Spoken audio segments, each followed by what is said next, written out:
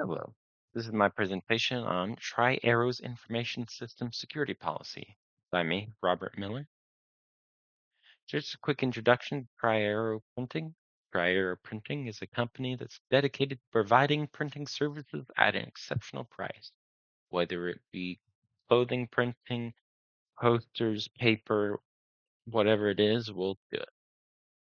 The contents of today's presentation is network management, the application of security principles, cryptographic protocols, security mechanisms, and logical access controls.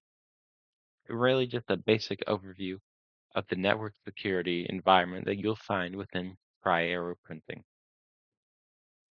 Some of the issues of network management for us is that network management in an encrypted network becomes more difficult than if you did not encrypt anything at all.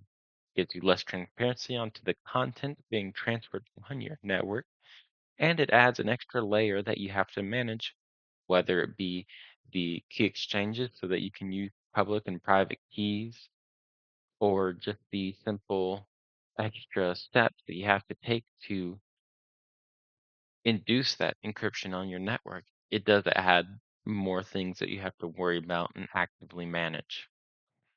So, how will our professionals apply the security principles? Our network security will be based off these 7 layers of the OSI model, which each layer really gives you an area to focus on and really build solidly that network security so that you know you're not missing anything that you can. And each layer building on top of one another so that each one has a greater and greater impact and greater likelihood of stopping an attack from occurring. Also, all data will be encrypted when at all possible because inevitably there will be a security incident. And so we got to make sure that even if they do succeed in the attack, they do not get any use from our data. The importance of our cryptographic protocols and tools, it's extremely important. It's the backbone of our network security. At rest encryption helps secure data when it's stored and prevent any retrieved data from our storage servers being actively used, especially if it was in a ransomware attack. And data encryption in transit helps secure data from being intercepted while transmitted between the two systems, which is especially important and should be mandatory if any communications are going outside the network, where you cannot guarantee who is hearing it, what you are communicating with. And so it is very important to use it when communicating between systems. Security mechanisms based off the cryptography. So DNS security helps secure and authenticate DNS responses.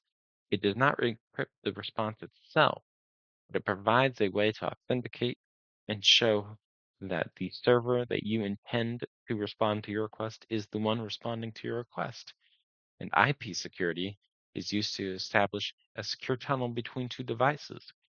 It does encrypt the packets themselves and allows your packets to be secure and only readable by you and the recipient, so that no man in the middle would be able to see what you're sending.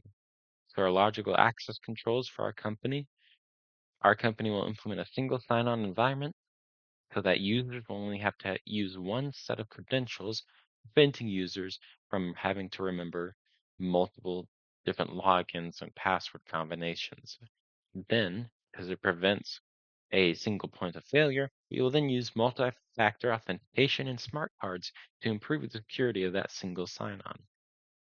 And all devices that request access to the network will undergo a security configuration check before they are allowed onto the network, proving that they are up to the standards of the Tri-Arrow printing network security. That's the end of my presentation. Thank you for your attention.